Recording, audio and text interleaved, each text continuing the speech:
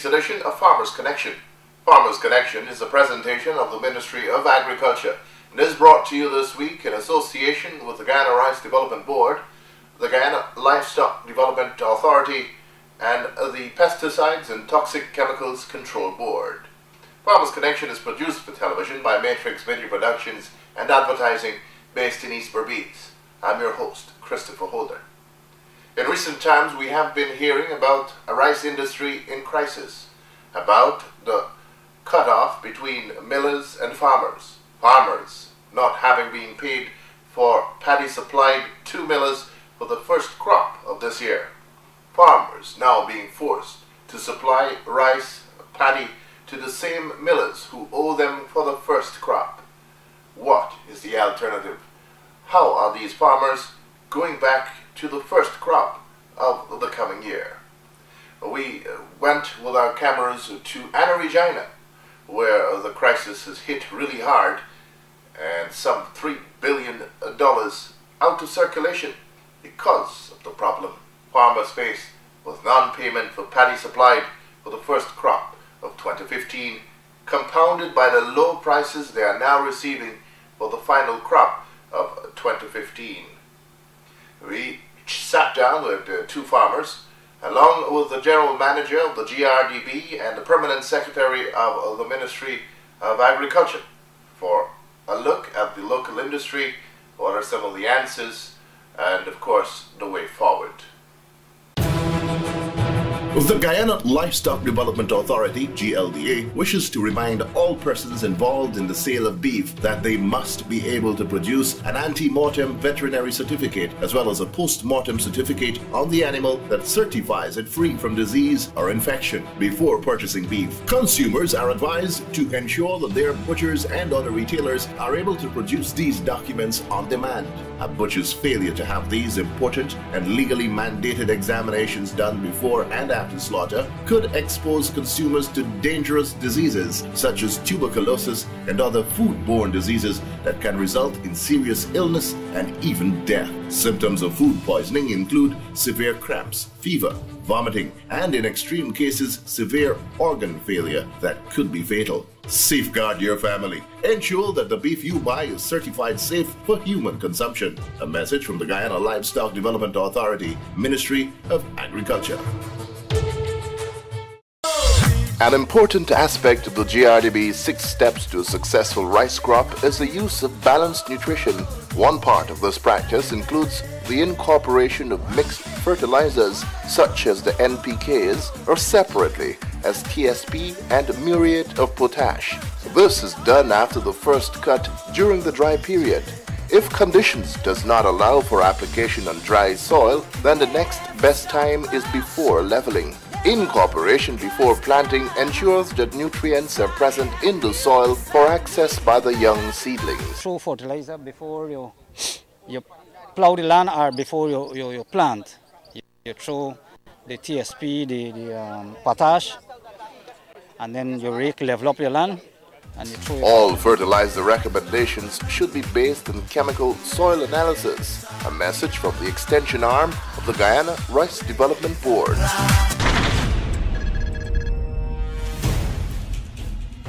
The upward trend in the rice production figures in Guyana continued this final crop of 2015. In addition to the increased production figures, which have surpassed figures for the same period last year, exports of rice from Guyana has increased by some 16%, and this is despite the loss of the Venezuelan market. However, the value of the rice exported is not much more than for the same period last year. This, of course, is directly tied to the price per ton of rice sold on the open market, approximately $380 per ton, as against the $700 gotten from the Venezuelans under the rice for oil deal. Farmers on the Essequibo coast alone are owned billions by millers for paddy supplied to them for the first crop of 2015. For this crop are being paid as little as $600 per bag. This for some means that they are unable to afford the preparations necessary to sow the first crop of 2016. They are also now unable to honor their financial obligations across the board. It is estimated that the Essequibo produces an average of some 1 million bags of paddy, or $4 billion worth. More than a third of this amount is owed to farmers by a few millers on the coast. The fallout from this is that all Essequibo is hurting. Business is at a standstill. Well, that is business outside of the millers, who, according to farmers, are expanding and continue to take advantage of them in the face of the overabundance of paddy in the region. Farmers are forced to accept what is offered after all the deductions for dockage, moisture, being a rice farmer, etc. Farmers say even after all the weight reductions, they are still given a C grade or worse sample grade and paid $600 for a bag of paddy. The Essequibo farmers have proposed a number of interventions by government to help offer immediate relief so that they may be able to sow for the first crop of the new year. These interventions were demanded of government during meetings between Essequibo farmers, General Manager of the GRDB, and the Permanent Secretary, Ministry of Agriculture last weekend. It was after those meetings that I sat down with the two rice farmers and the administrators of the rice industry for a chat on the state of rice and, of course, the way forward.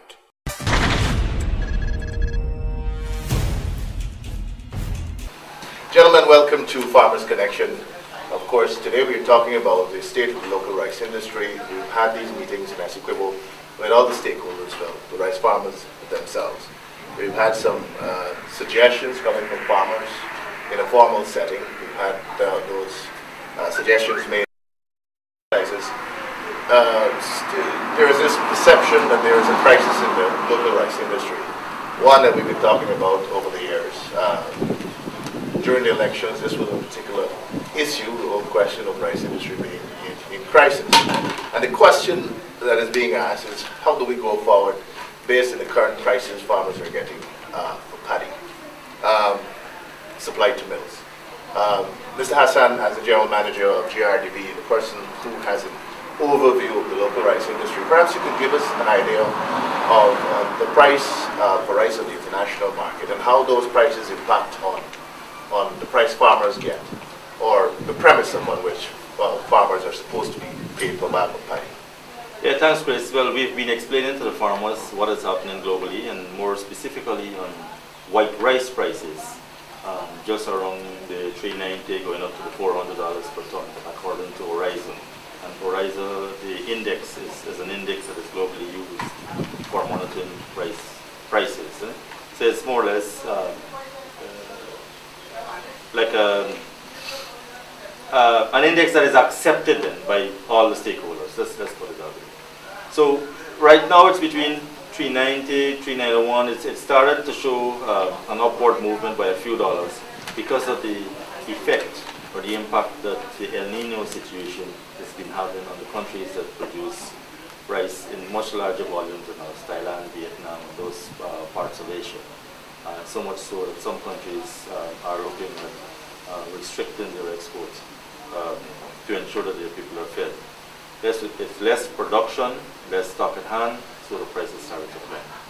The impact of that, of course, because of the lower prices, then the millers will then use that price that they're selling their rice at to work back and pay the farmers the price of paddy.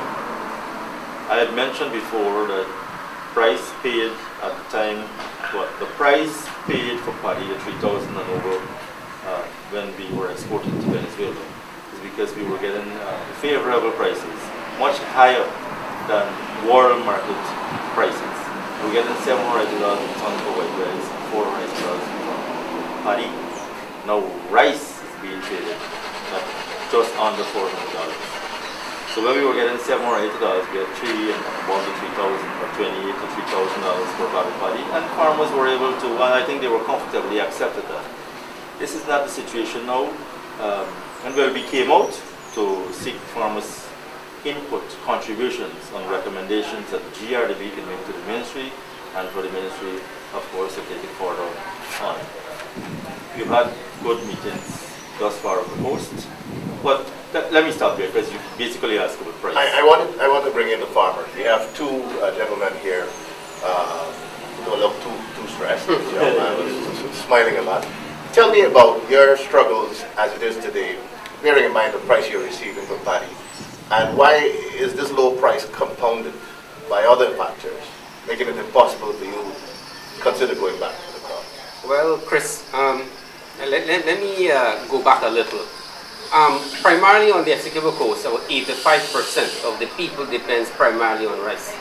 Now, if you were to use some figures, now the Essequibo Coast produce approximately 1 million bags of paddy at an average. Now, with the Venezuela market, at an average price of $4,000 per bag, it simply means that there would have been about $4 billion in circulation. Now, the Venezuela market is no longer there. The price would have fallen, the bags may have gone up, but let us just use the million bags, and at an average price of $1,700, that's 1.7 billion. So right away we see $2.3 billion being removed from the economy of Region 2. And that definitely would have a tremendous effect on economic activities and the standard of living of people on the Essequibo Coast. Because what we are going to have now is what you call a domino effect. Everything depends upon rice. Rice is no longer profitable, and so everything goes along with that. Secondly, speaking from a farmer's perspective, I've been planting rice for about 15 years now. And I'm in rice farming along with my son. And personally, we would have lost over $2 million this current crop. And the reason for that is because all the inputs into the crop were very expensive in terms of fertilizer. Some of the land that we do plant have been rented. So everything, all the inputs, the cost, everything was tied to this Venezuela price. Now with the loss of the Venezuela market, and the price would have gone down. So that's a predicament that you find that most farmers find themselves in. And for those farmers who depend wholly and solely on rice, it's a very serious situation. I don't know how they will go about maintaining their families and to go back into the crop. But I know, and I would have seen this already, that a lot of farmers would no longer be going back into the crop. A lot of farmers have already fenced their fields, and they have sheep and cows, diversification, and it is going to impact because definitely less rice will produce in Region 2 the coming crop. All right. Jericho. So then, for me, I personally had to fence and plant, and I decided to mine some sheep and buy coffee gold, because from 16 acre rice, we don't use about 450. And the rice mean rent is only like about 14, 15. So I can imagine it like who rent for 20 and 25. They carry bigger asses. That's $20, $25 per acre.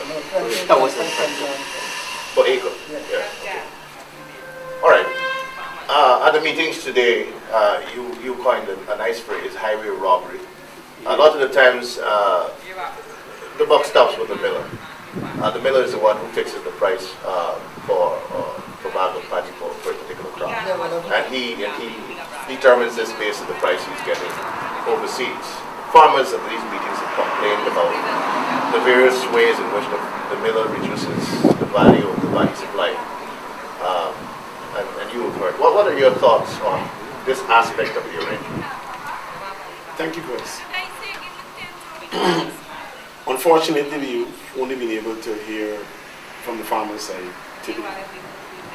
But on the basis of what the farmers have said, clearly we have a major disconnect in this entire value chain, the rice value chain.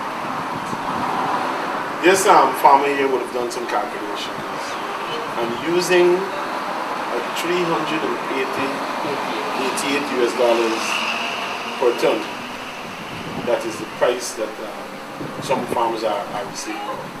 Well, millers. Millers.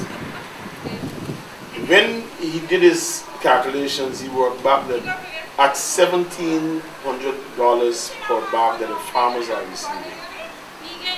According to him, the millers are receiving $50-something thousand per ton after paying the farmers who are receiving $25,000 per ton. So all of it is being equal. And until such time as we hear something different from millers, it is worrying, and there is a lot of room for sharing of that profit that the millers are making. Big fight. The fact is though, the rice value chain includes the millers, the farmers, input suppliers, the transportation people, the regulatory people.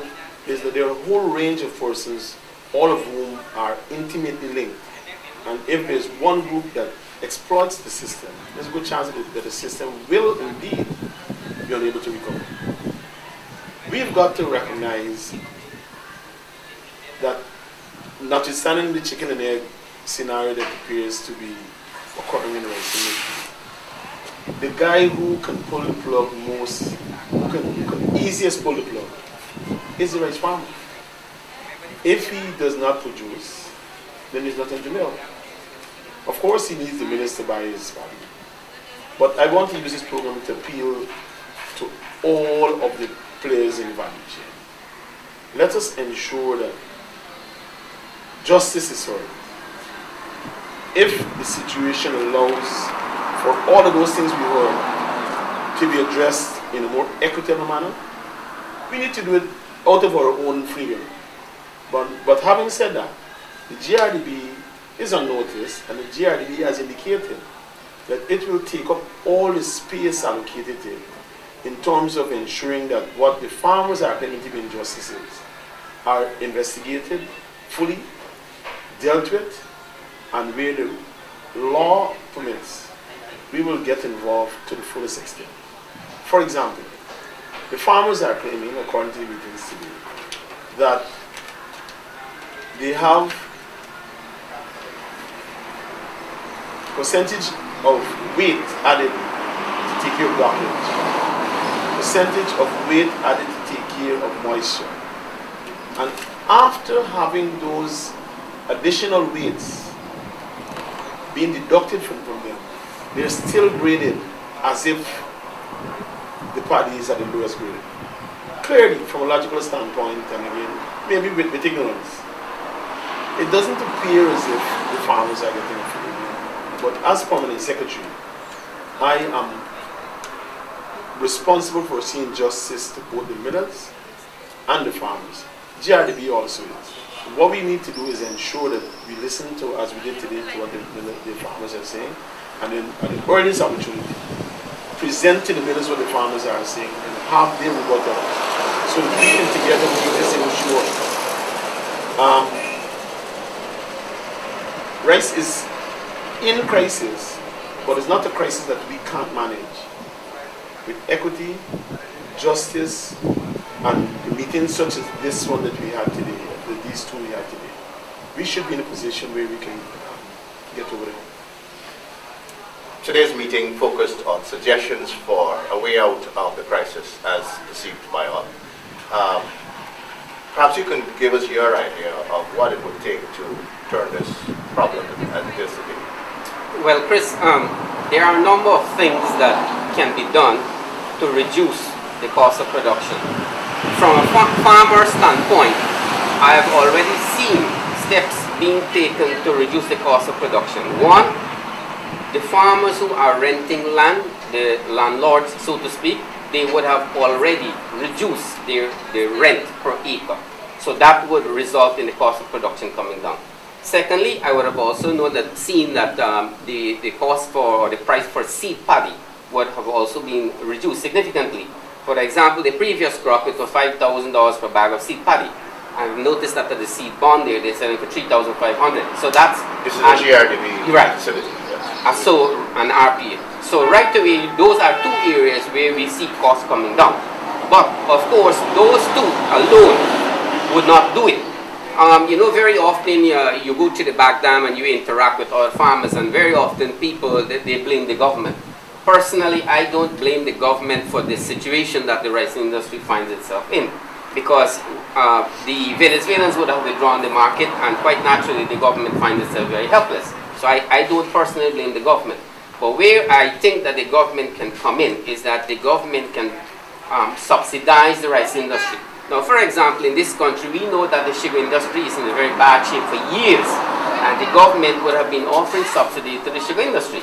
We know that GPL also is in a very bad shape, and the government would have also been subsidizing GPL. In a similar fashion, now that the rice industry is in this situation that it finds itself in, I think that the government can subsidize the rice industry, and specifically, I think that what the government can do, the factor that contributes significantly to the cost of production is the price of fertilizer.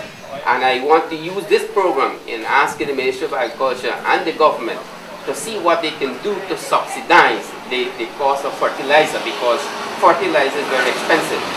Another thing that can happen is that the taxes on diesel fuel can also be reduced, just like how the government would have done it for the miners.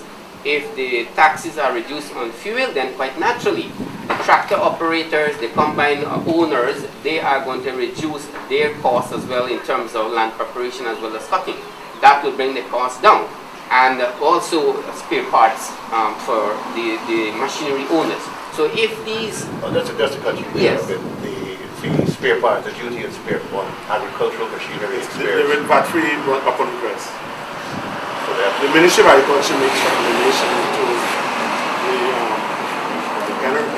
Revenue Authority for it to be made back. What was the tax on fuel? I did right now. I'm not sure. But how much? So I asked the question because I was wondering how much of a difference. It is significant enough. Okay. It is significant in terms of the actual selling price. I will not be able to tell you the exact figure. I mean, because I do listen to budget presentations and I would have known it in the past, but I know it is significant. And if it is removed, quite naturally the price of diesel will come down, right? Because up to the last crop, the average cost of production is about $2,500 per bag.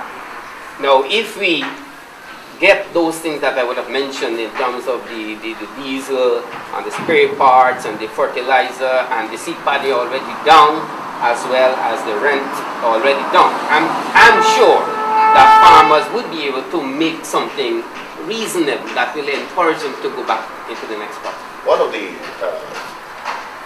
points that were advanced during the GRDB 6-point plan for maximizing yield the whole question of improving yield of wheat, especially now in a crisis where the more paddy produced per acre will impact directly on your earnings.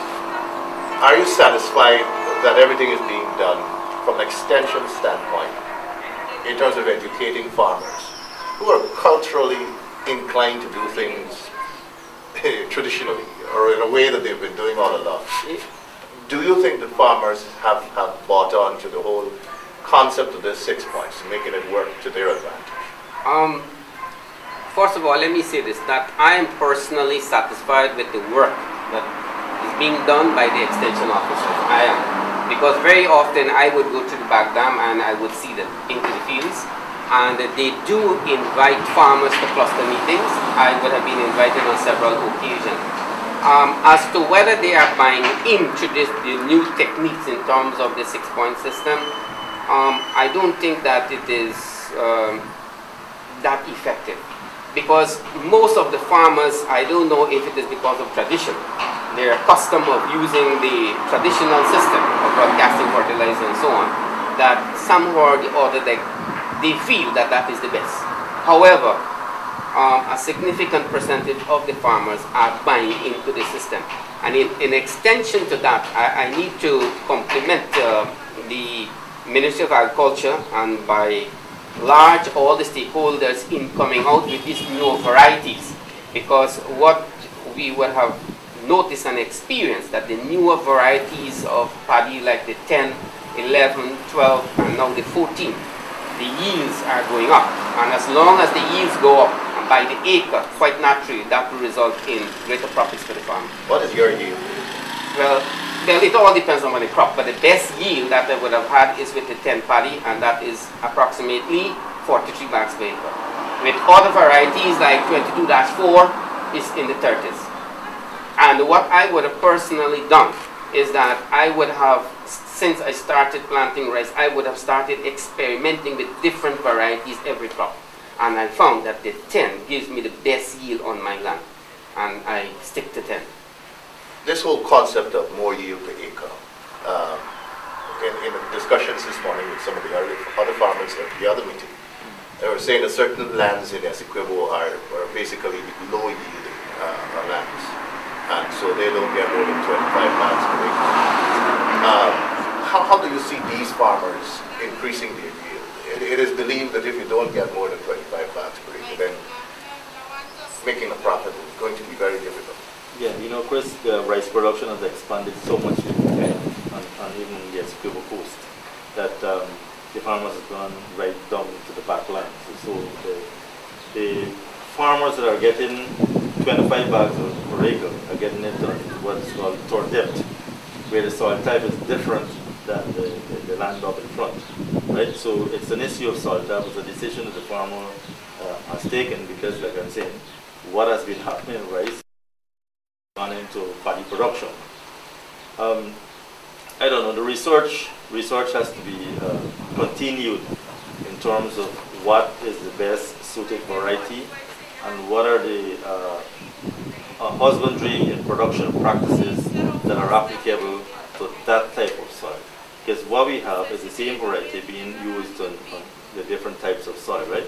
And I mean, agronomically, that may not be so. So the GRW research, they've already been alerted to that.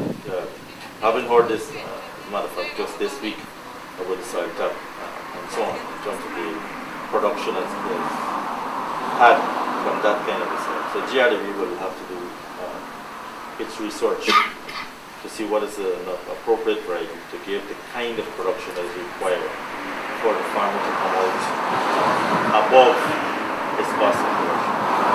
All right, moving forward, yes, perhaps you can give us an overview of how things work. Farmers have been calling, this is one of the suggestions coming out of this meeting, but we've been hearing it around the country, the need for an agricultural bank, or a bank that facilitates farmers, especially farmers in a situation like they are. You have a contract from a miller, which you can use as collateral to go to a bank at concessionary and interest rates, and be able to live until you get your payment. How did it work in the past? Chris, the need is there for the facility, the service, not necessarily a bank itself, because it can be done through a window. We have been using it as recent as 2014 under the ADP, where we put money at GBTI. The loans were given at concessional terms because it was government money that was being on them. So it's nothing new, that it has never stopped. In fact, it was used under the EU for the very rice industry, where a few million euros were included. And but I would advocate that this be widened and that it be used as a sort of a cushion. But you know, you can't talk about the money, because it doesn't matter who pays it, you still got to pay back. And what the farmers are experiencing right now, they're speaking about, they still got to get the money to pay back. So even though you can have somebody to owe, the operative word is that you owe that someone. Yeah. What is interesting is that you need to be able to look at the number of things we're talking about. One, we're talking about lateness of payment. That's where owing somebody will help. But there's also the fact that you invest 600,000 and you make 300,000.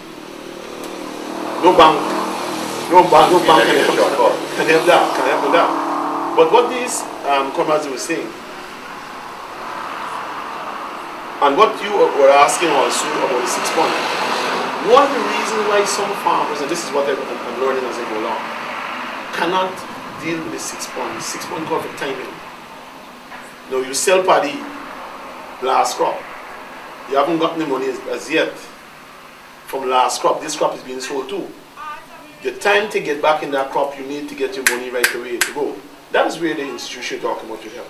So that the guy needs to catch the right sunshine, catch the right time for rains and everything, because that's what the 6 points speaks to. It speaks to timings. Timings are taken out to the whole concept of timing is not left in the hands of the farmers anymore. It's in the hands of the guys who owe them money. So when those guys are not paid, you say, man, with this brilliant sunshine, you should be land prep now. Yeah, it's brilliant sunshine, but they have no money. And then when you get some money, I don't need to get into that aspect of it. But I want to just digress a little bit and go back to the question of the range of yields. There has to be some discipline in the rice industry. It's not there. And you might have heard me advocate in the past about there being closed season for some activities. We close seasons for fishing. We close season for wildlife.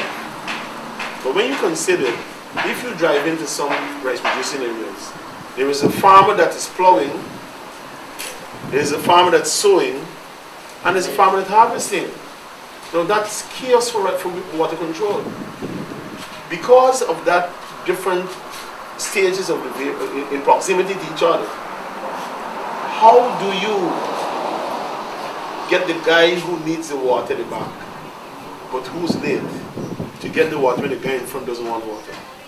So in addition to the differential soil types that you may have, you need to look at the timing of all the activities that we do. The other thing you need to look at is that farmers, with our assistance of course, need to do the proper soil testing to understand that this soil is this, and in order to make this soil bare, you got to get the right application of fertilizer. At present, the average farmer does urea and 625-25. Is that what is really needed for every soil? Right. And in the same quantities. Right. So there's some work which I'm happy that GM is saying that we'll be putting the research people. The research people got to be active in dealing with this. So we need to look at yields. Now, I want to speak a bit more on yields too, because people speak about yields without understanding what it really means. I can take an area 20 feet by 20 feet by 20 feet, plant on that area, and extrapolate until I get 100 bags an acre. Because if I were to do this area, and I get so much, I can do the mathematics and get up there. Equally, there are guys who plant 5 acres, and there's such poor plant density that they really have planted 1 acre. When they get their yields, they are saying, well, I got 20 bags from 5 acres, so therefore I'm getting 4 bags per acre. But the reality is you get 20 bags from 1 acre. You planted it on 4 acres. So it's another thing that farmers got to look at now. The very good farmers in rice who are getting high yields are the guys who ensure that their plant density is adequate, and they go back in after they've sown. And if their spaces, they resupply.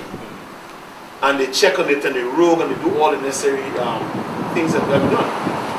GRDB has to be doing its extension and continue to do the extension to work with those farmers to let them understand that it's not 100 acres getting 100 bags means 1 bag an acre. Or did you have the right plant density? Did you do the right things to get it there?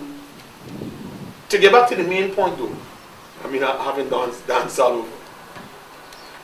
The fact is most of the farmers are competent, they're capable, and they're enthusiastic. The challenge is for us to put it all together now, where you can get the money on time, the right technical package for the farm, so they can get the yields up, and then the price doesn't matter that much, because a man with 55 bags per acre, who is paid as stipulated in the Rice Factories Amended Act, which gives him so much money at this time and so much money at this time, and is allowed to go back and can make do with even lower price than we have now.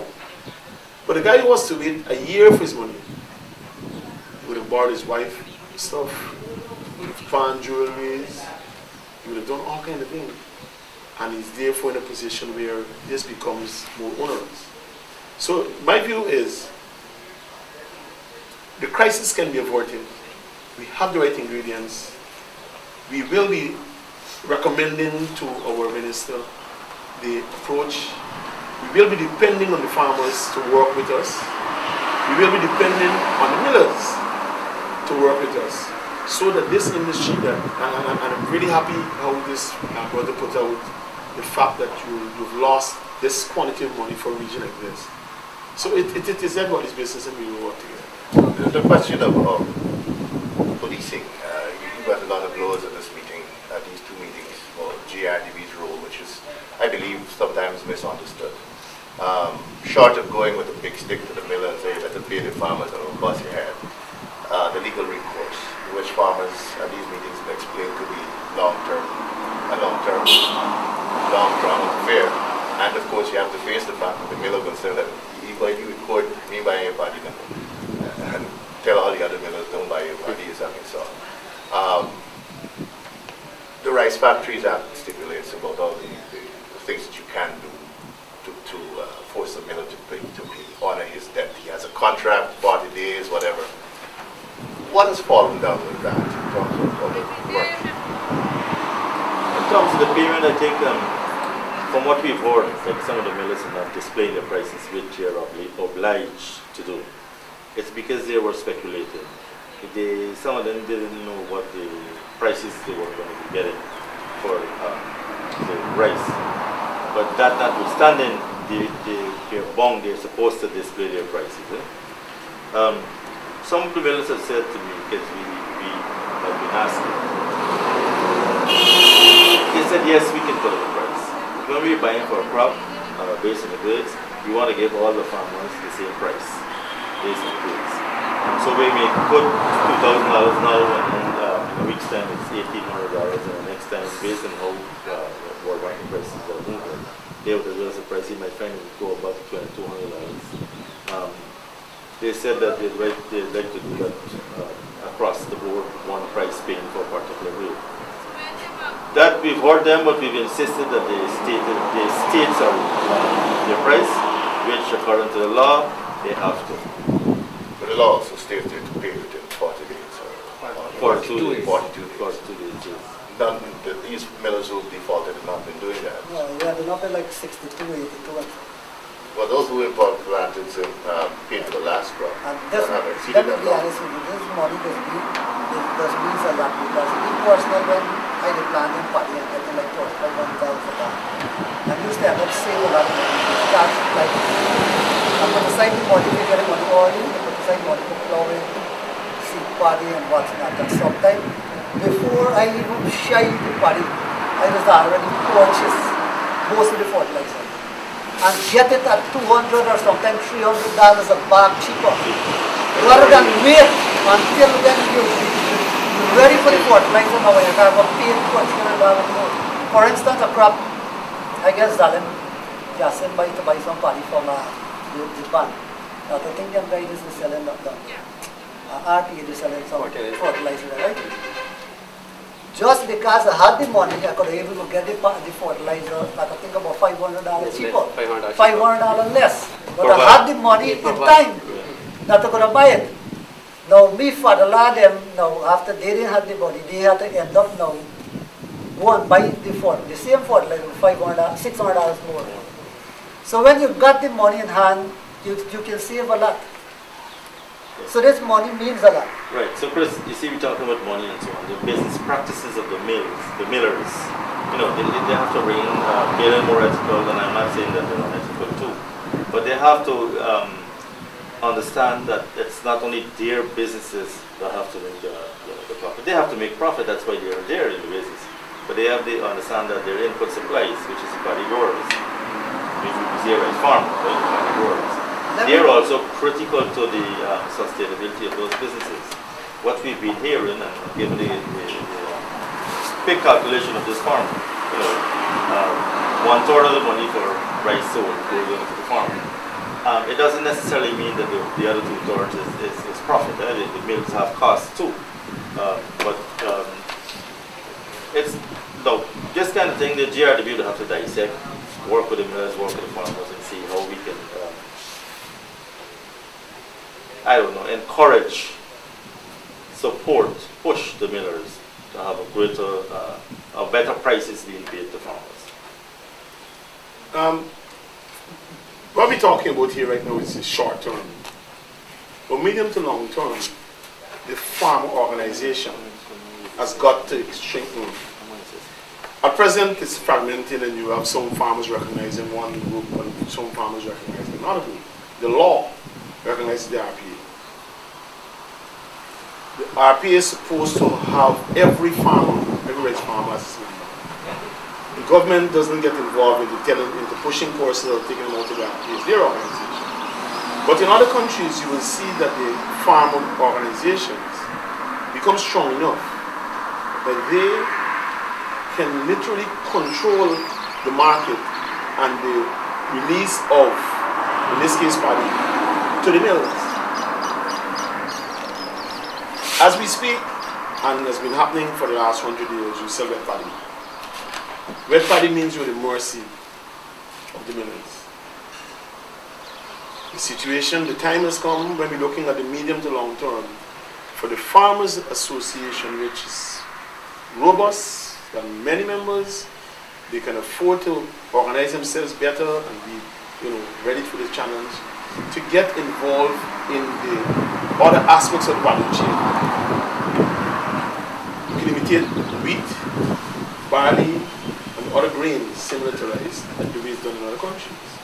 Do you need, for example, to have within 1 week or 1 month all of the paddy that's cut in a scribble at the mills one time? Because what you have here is oversupply, and that means that it has an effect on the price.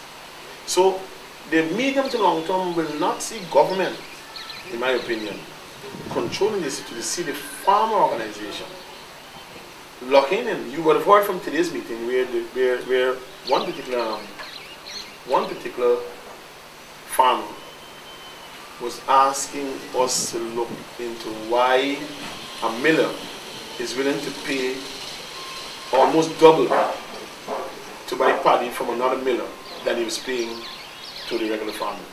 So the millers are organizing themselves. The farmers have got to organize themselves and stop seeing this as a thing that once you have problems, you pick up the phone and call Big Brother, that's the government, to come and intervene. We've been doing that and we will continue to work because we recognize it is national. But the long-term future of rice will see a producer organization where the farmers themselves will have the millers coming to negotiate on how much they are going to sell wheat for next crop. Because their futures market, people know what's going to likely to be. People know, there's so much information on rice. Guys are expecting droughts, and they were anticipating those droughts since last year. Now, once you have drought in the big countries that export rice, they immediately start exporting and start importing. I learned that there is a contract signed for America to export 1 million tons of rice to China. China is usually the big exporter. That has implications for us. That means that if you have an organized group, which is what I am using this medium to urge the rice farmers, to get organized, get involved, get yourself together, and move this thing from simply being one where you're standing out and appealing to government and everybody to solve your problems, to one where the millers are coming to us and say, man, you got to talk to them guys holding us to ransom. Because the guys would have had themselves so organized that the paddy is sold wet, but they sold to themselves. It's stored in their facilities, they sell it back as they need be, and they share the profits at the end of the year from the difference in price. So that is the medium to long term solution. Yeah, I'd like to take this opportunity to thank you guys for sitting with us to have this conversation. I feel for you, farmer. And of course, GRDB has the work cut out for them in terms of, well, now with the education of farmers in terms of improving yield, better management of the crop and all that. It is of paramount importance if you're to survive the crisis and the challenges that the industry faces today. Of course, PS is the intermediary with government and farmers. You too have the work cut out for you. We certainly look forward to some positives coming out of your cabinet presentation soon. But we'll be back to apprise farmers of what comes out of these consultations, which are ongoing nationwide. Thank you.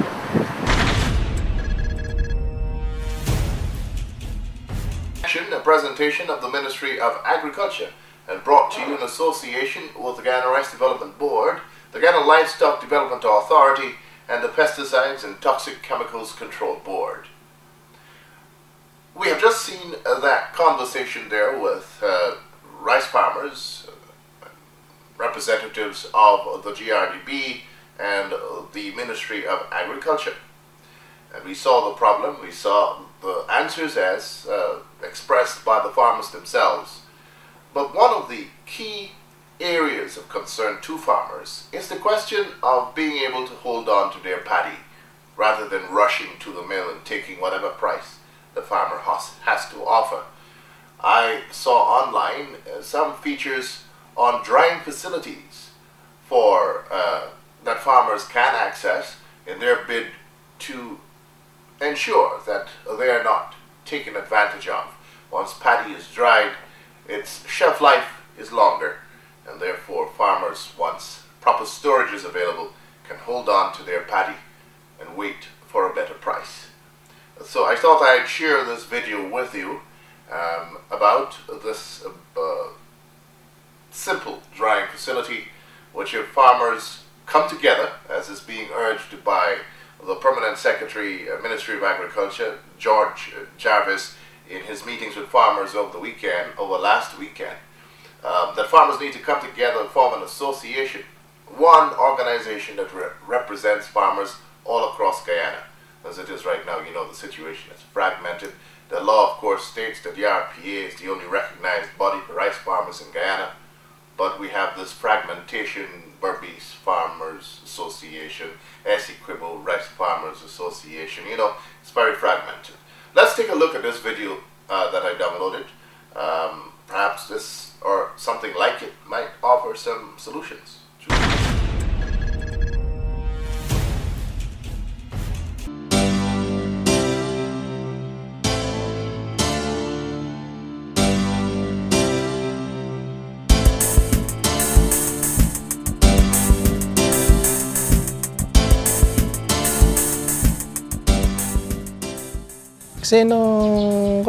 Before we installed this dryer, when dry season came, we found it very difficult to dry paddy.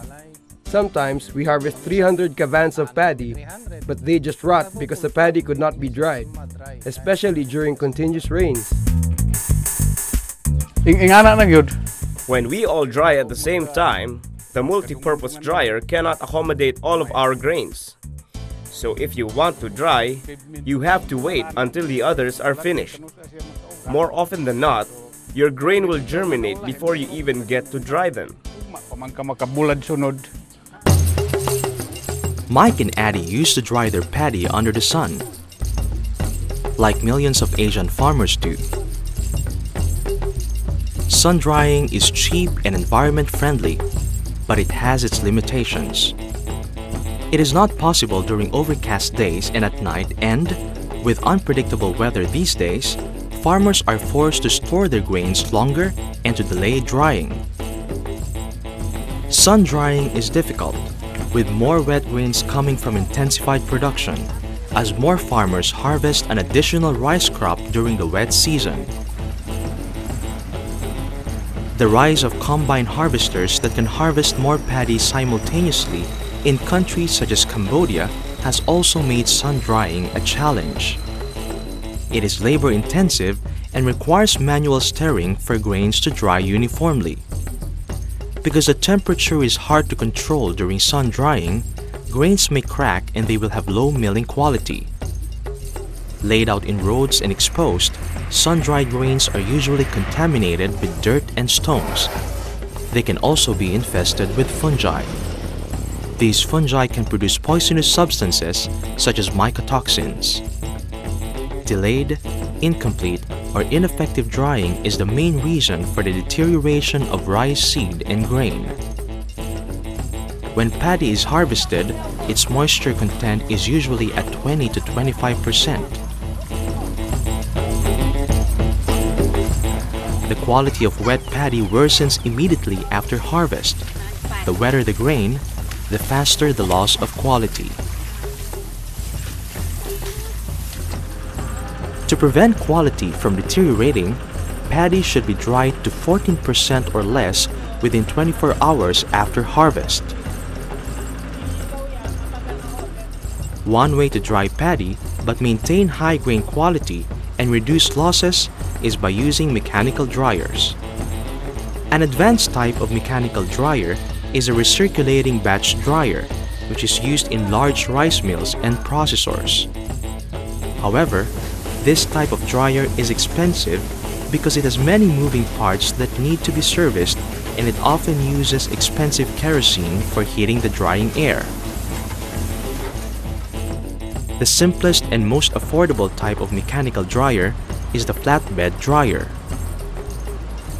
Because of its simple design, in which the drying air moves through the grain in one direction from bottom to top, there is an even drying, with faster drying happening at the air inlet. Dryer users can mix the grain halfway through drying to minimize the moisture difference. To address the problem of uneven drying using the flatbed dryer, the Philippine Rice Research Institute, or PhilRice, together with Nong Lam University in Vietnam, worked to construct a modified version of the flatbed dryer, the reversible airflow flatbed dryer. The reversible dryer has four main components: the drying bin,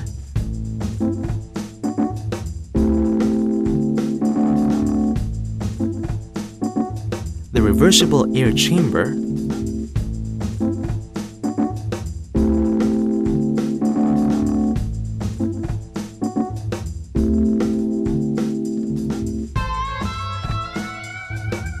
the blower,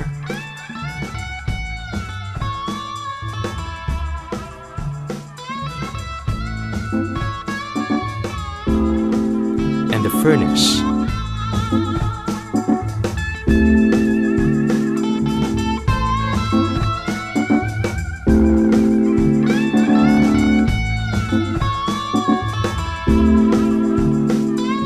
Heated air from the furnace is sucked by the blower and forced through the grain mass. Once drying begins, heated air moves up, drying the grain and absorbing moisture.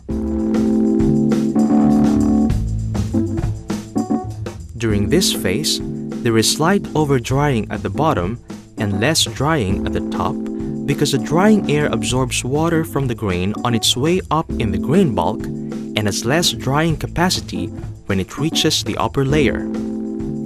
After 2/3 of the drying period, the direction of the heated air will be reversed, forcing the air down and drying the grains from the top going down.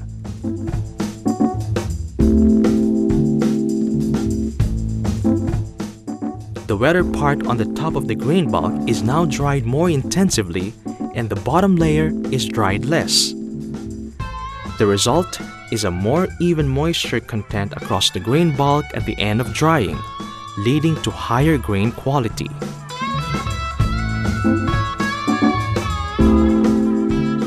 In the Philippines, these dryers are now installed in Quirino, Nueva Ecija, and Bukidnon, and at PhilRice stations in Isabela, Nueva Ecija, Los Baños, Negros, Agusan, Central Mindanao University, and Midsayap.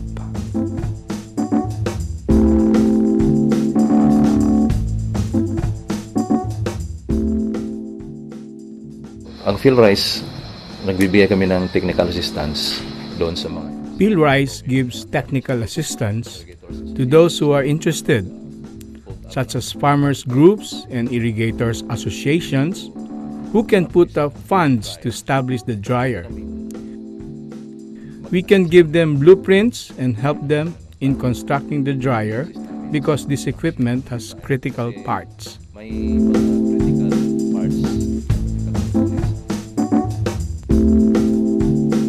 Through the Post-Harvest Learning Alliance initiated by the International Rice Research Institute and PhilRice, farmers such as Mike Aquino and the Gamapaka Cooperative were able to install reversible airflow dryers in their communities. Now, they are reaping the benefits. Wala akong nasisirang nung katulad nung nakaraan. None of my grains are damaged, unlike before. Not a single kavan. All of my grains are dried very well, because even if there's a storm, the drying operation continues. Even if it rains day and night, the grain will be dry. So, ang nag-ayo kay ang The benefit is that in terms of milled rice, there is higher recovery compared with sun drying. Ibulad sa adlaw. Hindi, unlike ng mga ibang... This is unlike other flatbed dryers that cause grains to smell like smoke or steamed fish and give bad tasting rice. It's true, I'm not just praising this. Even the commercial rice millers, they like this dryer. They say the rice does not smell and has good quality. Bigas.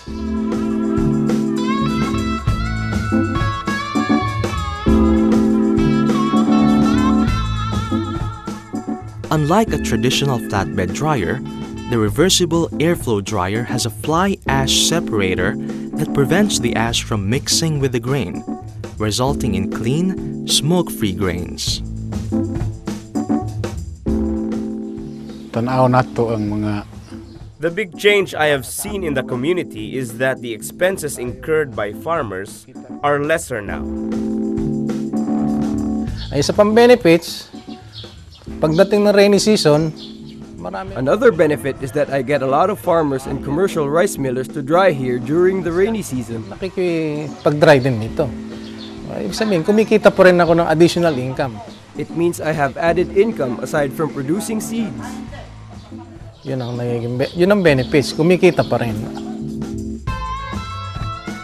With the flatbed dryer, drying takes only 8 hours overnight. In the morning, drying is done. Madali lang ang processing pagpapatuyo.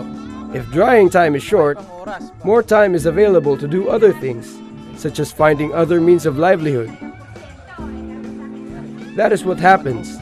There is more time for the family. Farmers sa murag takong. I also hear other farmers who have not tried it say, I will use that next time because it is better. They say that they want more of this, the reversible airflow flatbed dryer, so that more farmers can use it at the same time, particularly during rainy days. The current dryer is not enough. So itong reversible dryer, The reversible dryer is a technology that, if used properly, can produce high-quality dried paddy.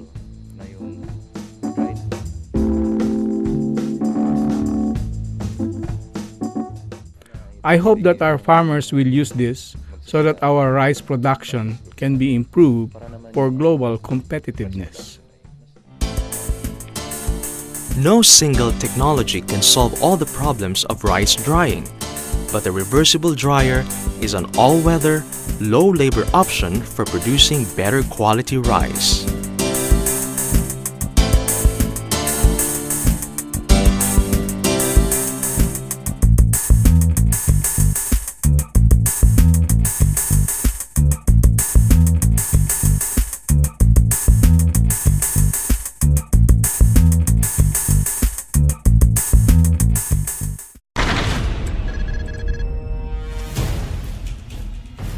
Well, that's all the time we have on this week's edition of Farmers Connection, a presentation of the Ministry of Agriculture and brought to you this week by the GRDB, GLDA, and the Pesticide Board. Farmers Connection is produced for television by Matrix Video Productions and Advertising, based in East Berbice. I'm Christopher Holder, urging you to enjoy the rest of this Sunday, and of course have a great and productive week ahead.